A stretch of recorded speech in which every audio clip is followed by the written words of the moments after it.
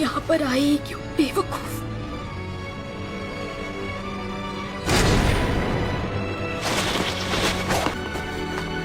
जानती हो क्लैन का पिछला हेड मेरे बड़े भाई नाओबितो ही क्यों था, मैं क्यों नहीं?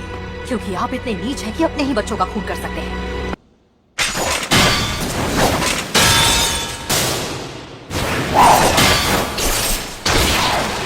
जानती हो मुझे क्लैन हेड का दावेदार क्यों नहीं माना गया? ये कैसे हुआ?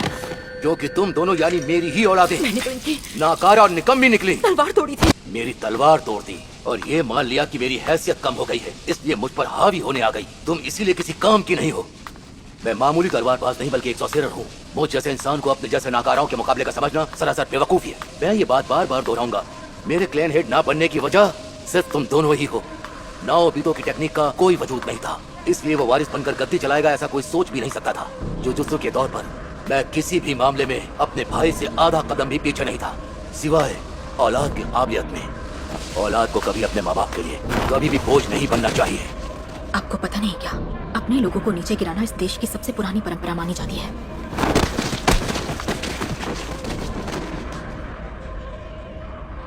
ये कमरा ट्रेनिंग के साथ साथ सजा देने के लिए भी इस्तेमाल होता है। ग्रेड 2 और उससे नीचे की अनगिनत कर्स स्पिरिट्स भरी है। वो अभी मुझसे बेहद डरे हुए हैं। जल्दी वो बाहर निकलेंगी और तुम दोनों को जिंदा चबा जाएंगी।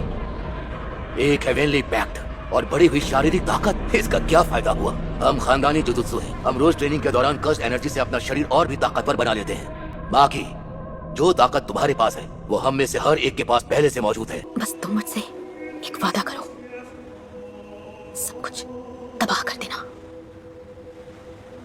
हर चीज मिटा देना। हाँ माकी दीदी,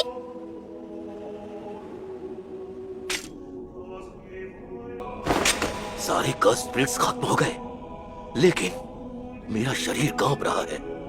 मैंने इस डर को भुलाने के लिए कितनी मेहनत की। टेक्निक रिलीज, करेज, आ जाओ आगे।